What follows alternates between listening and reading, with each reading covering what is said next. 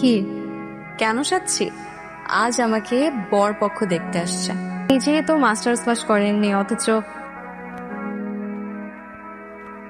আজকালকার ছেলেদের প্রতি আমার একদম বিশ্বাস নেই। তাই আমি চাচ্ছি তুই বিয়ে করে বউ সাথে নিয়ে তারপর বিদেশে যাবি। এমন একটা মেয়ে তোর সঙ্গে পাঠাবো সারাক্ষণ তোকে চোখে চোখে রাখবে।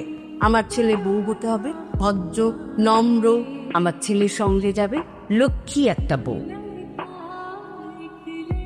কি কেন সাচ্ছি?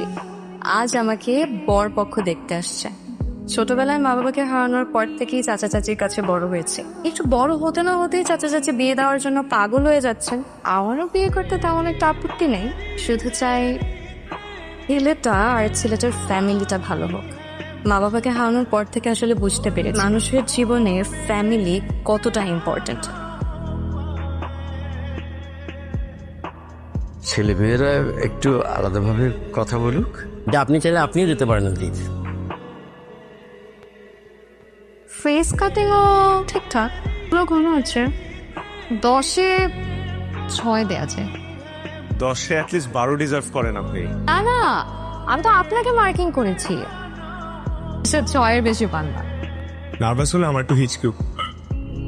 প্রেম করেছেন কয়টা লাইফে? একটাও না। এটাই বলে যায় আপনি হচ্ছেন বড়লা টাইপের মানুষ, তা কোনো মজা নেই। কিন্তু আপনার মতন মানুষ থাইল্যান্ডে যাচ্ছে, বিষয়টা একটু আজব না? একটু আসলে আমার এই বিদেশ যাওয়াটা মারও পছন্দ হচ্ছে না। তাই মা চায় আমার সাথে একটা নম্র ভদ্র ঘরোয়া টাইপের একজন বউ সাথে করে নিয়ে যাই। মায়ের কথার উপর আসলে কোনো কথা বলতেও পারি না। কিন্তু সফটওয়্যার সাহেব, নিজের লাইফ পার্টনার চুজ করার ক্ষেত্রে একটু হার্ডওয়্যার হতে হবে, মানে হার্ড হতে হবে। হ্যাঁ, আমাকে সাথে নিলে আপনি এক টুকরো বাংলাদেশ পাবেন কিনা জানি না, কিন্তু এক টুকরো রাজশাহী ঠিকই পাবেন। কারণ এই শহরের একটা অলিগলি আমার চেনা। আমাকেও চেনাবেন? না, আপনি পরপুরুষ, পরপুরুষের সাথে আমার এত কি? পরপুরুষ কখন ঘর পুরুষ হয়ে যায় বলা তো যায় না। তো আপনার নাম্বারটা দিন, কথাবার্তা বলি, যোগাযোগ করি, চেনা পরিচয় হোক। আপনাকে আমি যতটা বোকা মনে করেছিলাম, আপনি কিন্তু অতটা বোকা না।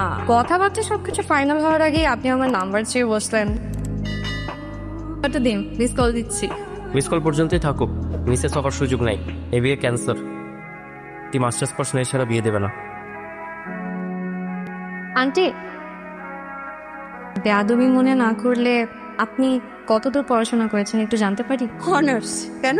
আপনি নিজেই তো মাস্টার্স পাস করেননি, অথচ ছেলের জন্য বউ খুঁজছেন মাস্টার্স পাস করা। বিষয়টা একটু কেমন হয়ে গেল না? আমার বড় মেয়ে এবং বড় মেয়ের জামাই দুইজনই মাস্টার্স পাস। ছোট মেয়ে মাস্টার্স করেনি বলে তাকে এখনো বিয়েই দেয়নি। পরিবারে মাস্টার্স পাস ছাড়া কেউ এলাও না। ঘরের মধ্যে মাস্টার্স পাস থাকা বেশি জরুরি নাকি ভালো মনের একজন মানুষ থাকা বেশি জরুরি? এত কিছু তোমাকে কৈফিয়ত দিতে হবে কেন? বেয়াদব মেয়ে, ঘরে যাও।